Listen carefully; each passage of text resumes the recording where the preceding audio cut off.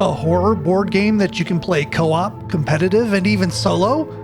What if I told you it was designed to be played in near darkness? Most importantly, don't make a sound, because that's how they can track you. Come with me as we talk to Brandon, the creator of Compound 49. All right, sassy gamers, this is Phoenix Nova behind the camera at PAX West 2023. I'm here with Brandon from the Aberrant Raven, talking about his game that will be hitting Kickstarter soon, Compound 49.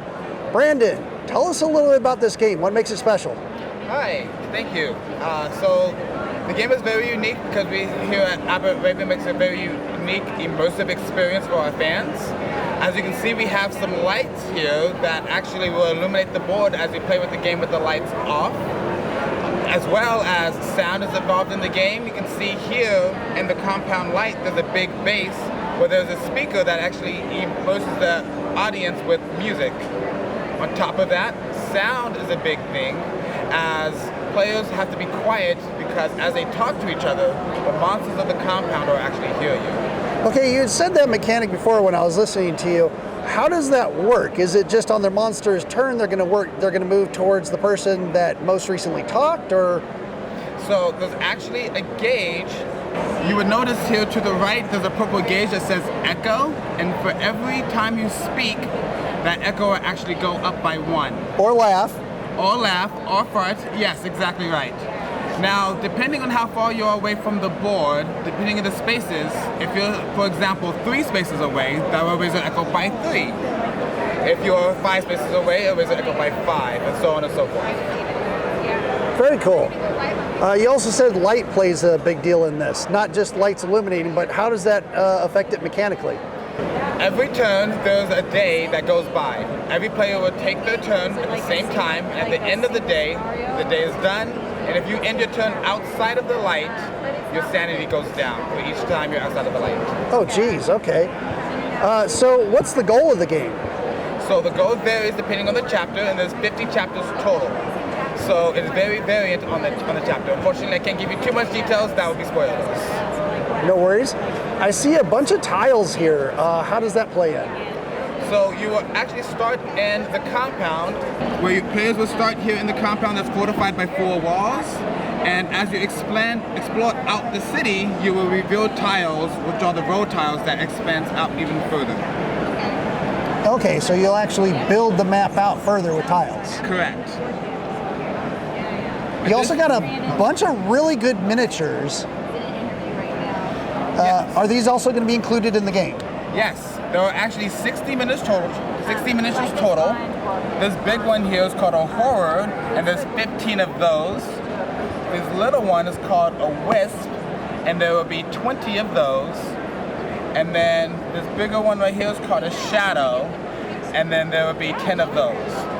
Now the horror that you see, there's 15 different types. They're not copies. Oh, geez. So there's 15 miniatures?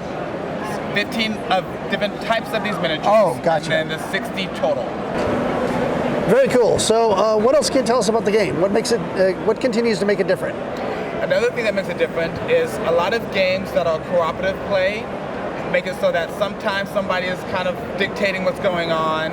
This game kind of illuminates that because since you're not able to talk to each other, you can't really show each other's plans because it's up to your own choice to make your own actions.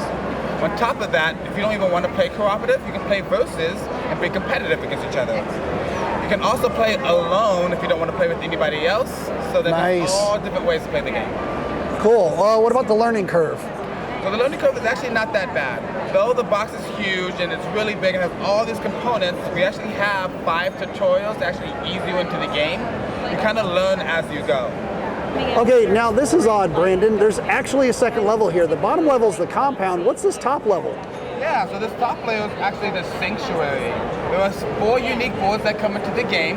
There's the sanctuary, the prison, the hospital, and the warehouse. Now, as you explore the world and you get into those buildings, you will actually put the top layer here so you can explore the inside of that building. All right, for those that are interested in this game, Brandon, how can they find it?